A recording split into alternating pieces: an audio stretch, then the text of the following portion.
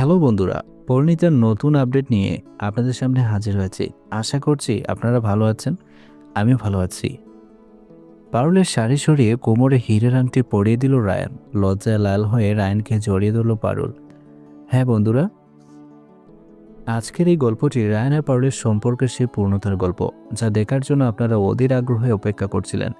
পাহাড়ের নির্জনতা, ওঝরধারার বৃষ্টি আর রায়ান পারুলের হৃদয়ের টান সব মিলিয়ে আজকের এই ভিডিওটি হতে চলেছে এই সিরিজের সবচেয়ে সেরা একটি অংশ। তাই এক মুহূর্তও না টেনে আমাদের সাথেই থাকুন, পুরো ভিডিওটি দেখুন।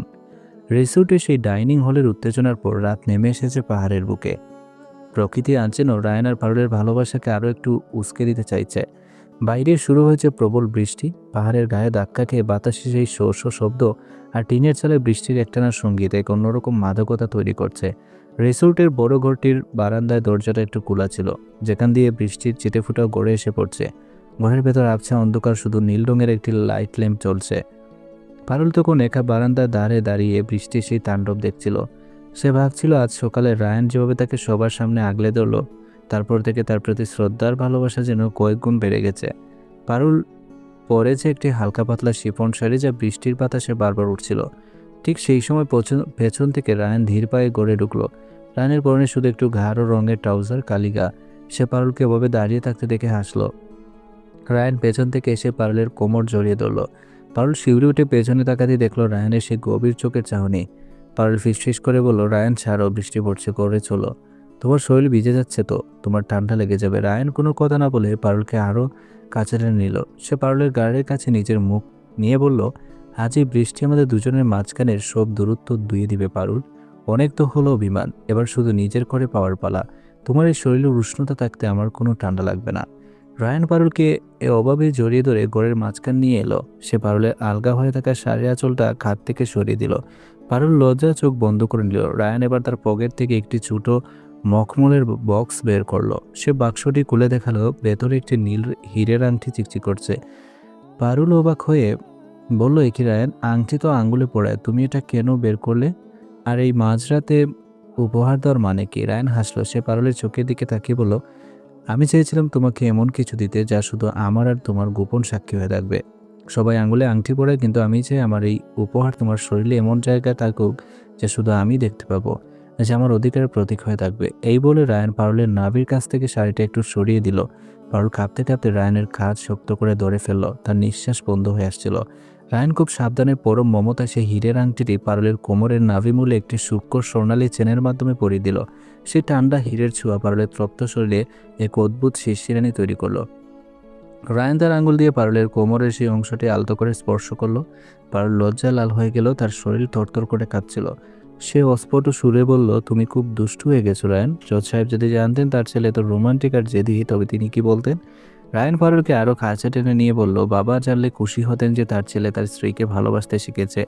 পারুল, এই হীরে যেমন কাঠি, আমার ভালোবাসাটাও ঠিক তেমনি। তোমার এই কোমরে আমার দেওয়া এই চিহ্নটা চিরকাল থেকে যাবে।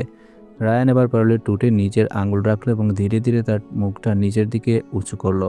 পারুল লজ্জায় মুখ নামিয়ে নিতে চাইলে রায়ান বলল, আজ আর পালানো যাবে না পারুল, আজ আমি তোমাকে কোনো বাধা দিতে দিব না। রায়ান পারুলকে পাজাগুলো করে তুলে নিয়ে বিছানার দিকে এগিয়ে এলো। বিছানার নরম ছোঁয়া পারুলের শুয়ে দিয়ে রায়ান তার উপর ঝুঁকে এলো। সে পারুলের কপালে নাকে আর গলায় গভীর চুম্বনে ভরিয়ে দিল। পারুল অনুভব করলো রায়ানের শরীরের পেশিবহুল উষ্ণতা। রায়ান পারুলের কানের কাছে গিয়ে ফিসফিস করে বলল, আজ রাতে আমি তোমাকে নতুন করে আবিষ্কার করব পারুল। আমাদের এই মিলনের রাত যেন পাহাড়ের ইতিহাসে অমর হয়ে থাকে। তুমি কি তৈরি আমার হওয়ার জন্য? পারুল আজ আর নিজেকে আটকাতে রাখলো না। সে রায়ানের খালি পিঠে নিজের হাত রাখলো এবং তাকে আরো নিবিড়ভাবে জড়িয়ে ধরল। পারুল বলল, আমি তো কবেই তোমার হয়ে গেছি রায়ান, শুধু তোমার মুখ থেকে শোনার অপেক্ষা করছিলাম। আমি তোমাকে অনেক ভালোবাসি। রায়ান পারুলের চোখের কোণে জমে থাকা আনন্দের জল মুছে দিল। সে পারুলের শাড়ির বাকি অংশটুকু আলতো করে সরিয়ে দিয়ে তার শরীরের প্রতিটি ভাঁজে নিজের ভালোবাসার স্বাক্ষর রেখে দিল। সে অন্ধকার ঘরে মোমবাতি শিরা কাঁপছিল আর রায়ান পারুলের হৃদস্পন্দনের জন্য এক সুরে মিলনের গান গাইছিল। বাইরের বৃষ্টির তীব্রতা বাড়ছিল, যেন আকাশ ভেঙে বৃষ্টি নামছে, কিন্তু ঘরের ভেতর তখন শুধু ভালোবাসার রুম। রায়ান পারুলের প্রতিটি দীর্ঘশ্বাসে নিজের নাম শুনতে পাচ্ছিল।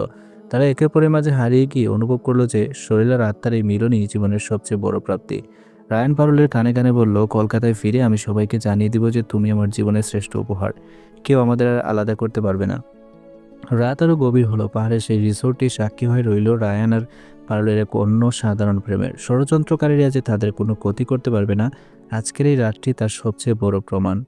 পরের দিন সকালে যখন রোদ উঠবে, পারুল জানবে যে তার কোমরের সেই হীরের আংটিটি কেবল একটি গয়না নয়, সেটি রায়ানের দেওয়া এক চিরন্তন প্রেমের অঙ্গীকার এবং তাদের এক হওয়ার স্মারক। প্রিয় বন্ধুরা, বৃষ্টির রাতে রায়ান আর পারুলের এই উষ্ণ রোমান্সের রায়ানের সেই অদ্ভুত সুন্দর উপহার আপনাদের কেমন লেগেছে? আপনারা কি চান তারা এভাবে সারা জীবন একে অপরের বুকের মোমে সুখে থাকুক? ঈশানী কি এই সুখ সহ্য করতে পারবে, নাকি সে নতুন কোনো বিষ ঢালবে তাদের জীবনে? আপনাদের মূল্যবান মতামত কমেন্ট বক্সে অবশ্যই জানাবেন। ভিডিওটি ভালো লাগলে লাইক ও শেয়ার করতে ভুলবেন না এবং আমাদের চ্যানেলটি সাবস্ক্রাইব করে সাথে থাকবেন। আজ এ পর্যন্তই, দেখা হবে পরবর্তী নতুন কোনো ডামাক আপডেটে। ততক্ষণ পর্যন্ত সবাই ভালো থাকুন, সুস্থ থাকুন। আল্লাহ হাফেজ।